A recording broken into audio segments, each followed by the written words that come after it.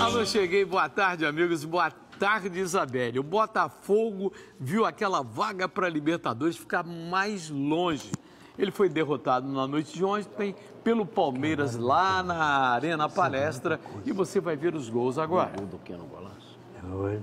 partida entre Palmeiras e Botafogo foi marcada pela emoção. O Zé Roberto se despediu do futebol e recebeu várias homenagens durante a noite.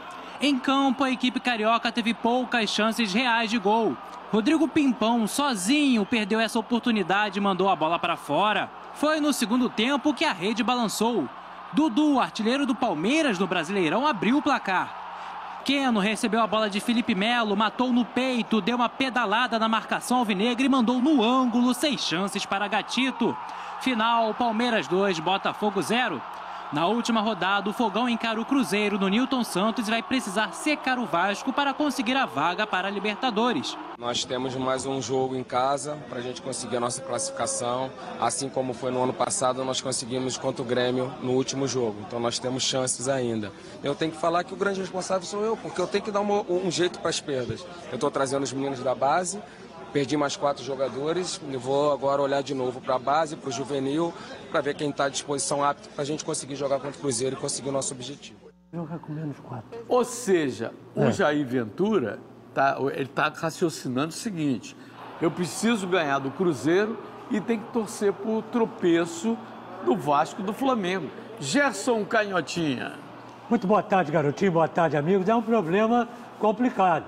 Vocês escutaram aí. Ele vai ser 4 jogadores. A coisa está feia.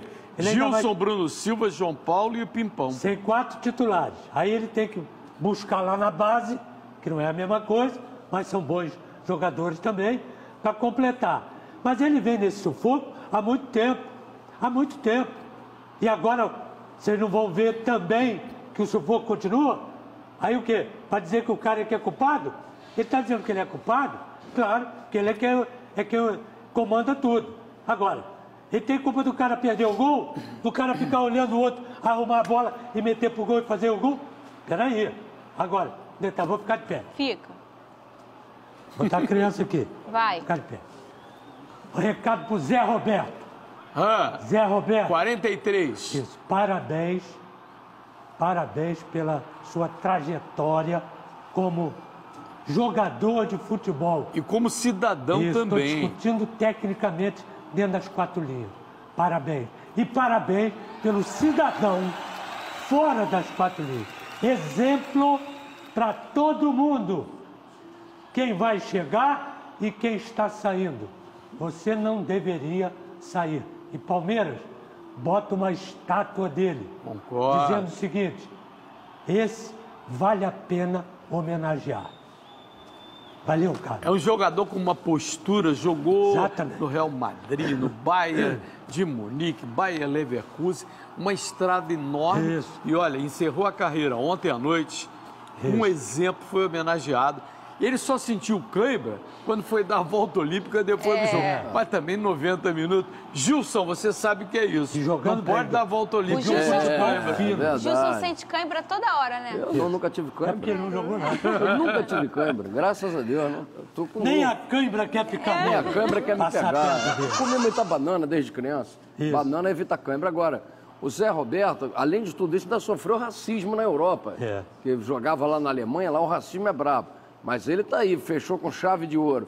É um cara íntegro, parou na boa, jogando pra caramba. Se quisesse continuar jogando, poderia. Ele que falou: chega, não aguento mais, concentração. Tô dizendo, pô, 43. Não é fácil não, parar com 43 tem que ter cacife para chegar bem, até. né? E parando É no verdade. auge, né? Que não parou porque É verdade. tá contundido, tá com o joelho bichado.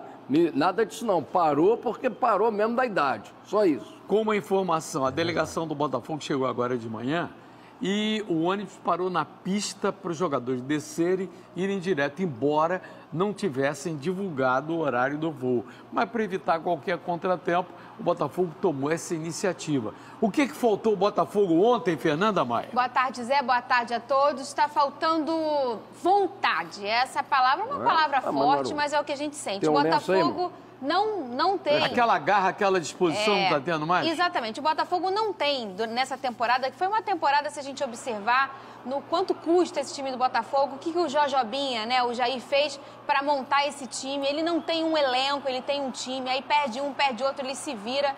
E mesmo assim o Botafogo fez frente na Copa do Brasil. Até determinado momento no Campeonato Brasileiro, para uma vaga na Libertadores, já que o Corinthians dominou a parada o tempo inteiro.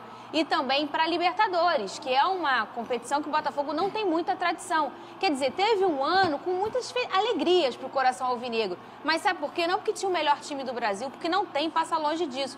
Mas porque, como o presidente Carlos Eduardo Pereira diz, o Botafogo joga com 120% de vontade. E era isso que a gente via nesse Fazia time. diferença. Nos últimos 5 jogos, isso não tem acontecido. Aquela garra, aquela vontade de vencer, aquela alta competitividade nesse elenco a gente não está vendo mais. E é por isso que o Botafogo está sofrendo aí nessas Agora, últimas futebol rodadas. não tem lógica. Mas se você avaliar, por exemplo, qual carioca que tem mais chance de chegar na Libertadores?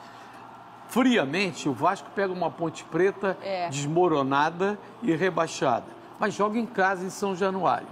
O Flamengo vai encarar o Vitória lá no Barradão, o Vitória precisando vencer para sair do rebaixamento.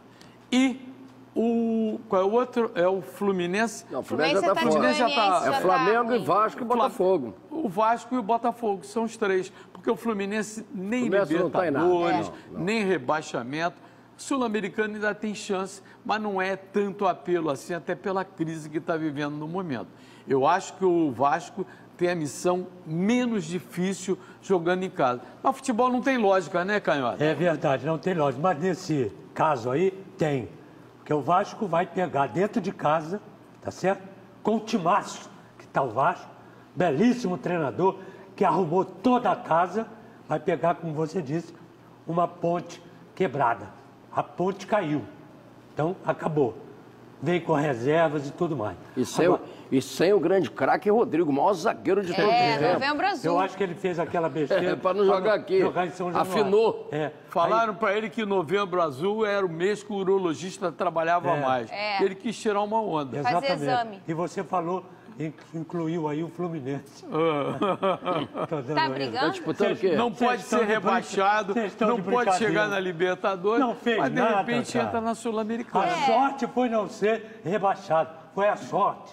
Olha aqui, depois do jogo contra o Santos, o Muralha se desculpou com os companheiros no vestiário. Sabe o que ele afirmou? Que a bola grudou no corpo dele depois que recebeu aquele recuo do Rafael Vaz.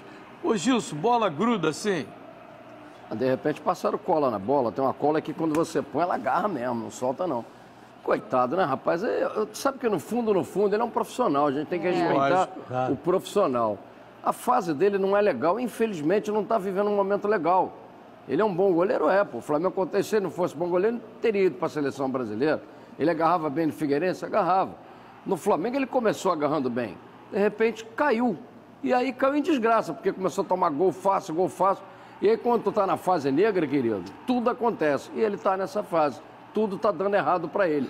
Ele realmente não é aquela muralha que a gente pensava. Nem a muralha da China. E nessa semifinal, segundo jogo da Sul-Americana, que vai ser depois de amanhã, o garoto César que entra na jogada. Que tá sem jogar desde dezembro, né? Mas o César, ele... Estava na Ferroviária. É um belíssimo goleiro, já está no profissional há algum tempo. Não tem muita chance porque pegou boas atuações Também não é dos promessa, goleiros. né? Não é promessa mais. Ele fez a sua estreia contra o Cruzeiro na última rodada de 2013, não foi? O César já tem um tempinho aí que está no profissional e é um bom goleiro. Não tem por que o César entrar e não fazer coisa boa. E é da base, né, Fernanda? É da casa, é prata da casa. Agora, vamos ver como está a cabeça também, porque é uma pressão que fica em cima dessa posição. Foi o que aconteceu durante a temporada na lateral direita do Botafogo. Ficava uma pressão, porque uma se machucava, o outro entrava, se machucava, aí um entrava e ficava com medo. É a mesma coisa, o garoto, César, que não é mais garoto, tem que entrar pensando que é um bom goleiro. Isso vai ser o suficiente, porque bom goleiro ele é. Isso aí pegou igual o Vasco, lembra o Vasco? O Vasco trocava de goleiro toda hora. O goleiro entrava, tomava frango. Tinha três e não tinha um. Aí põe o outro, aí tomava frango, aí põe o outro. Ficou um sufoco danado. O goleiro entra preocupado em acertar, acaba errando. Infelizmente é assim. Com um detalhe curioso, o goleiro Bruno, quando foi preso, teve aquela muvuca toda, ele estava cotado para ir para o Milan, para substituir o Dida, praticamente, para a seleção brasileira, e era um dos maiores goleiros do Brasil. É verdade. Quer dizer, o problema do Flamengo é sempre de goleiro? É verdade, parece, né? Infelizmente, parece. Porque esse menino que vai entrar aí, o César, também ele vai entrar a uma pilha. Porque se ele tomar um gol, de repente, que é natural, que é normal... Os jornais da Colômbia estão explorando isso. Exatamente. Ele pode desgovernar ele. De repente chega lá e ele agarra pra cacete. Pode ser também. O Júlio César, quando entrou no gol do Flamengo, na época, o Júlio César, quando entrou no gol do Flamengo com 17 anos. Todo mundo sacaneava. Pô, ele acabou ficando titular, foi até da seleção. Exatamente. Então tudo pode acontecer. Então tem que deixar o cara tranquilo, tem que chamar ele, ó, hoje você é o goleiro. Se você estiver bem, é bem. Se estiver mal, danou-se. Agora, vai pro jogo. estão zoneando tanto o Morelli que hoje só não está no jornal. Você deixaria o Morelli tomar conta do seu bebê? Vai deixar cair. Olha aqui, no treino de hoje, o Muralha teve uma conversa longa com o preparador de goleiro e o gerente de futebol do Flamengo. Para o jogo de volta contra o Júnior de Barranquilla, a gente já formou aí, o César vai ser o goleiro e o Everton também está com uma pequena lesão na coxa, está vetado, está custando a voltar, né? Outro que também está fora é o Rafael Vaz. Está com dores musculares. Obrigado, dores musculares. Obrigado, dores musculares. Não faça isso. Olha aqui, ele foi culpado por atrasar a bola pro Muralha? Eu acho que sim, porque o zagueiro tem essa mania. E o Rafael Vaz, eu adoro, todo mundo sabe disso. Eu acho que ele tecnicamente é um bom zagueiro. Zagueiro. Leva pro Botafogo. Não é lançador, não é atacante, não é meio de campo. Fazendo ele é feijão com arroz. Zagueiro.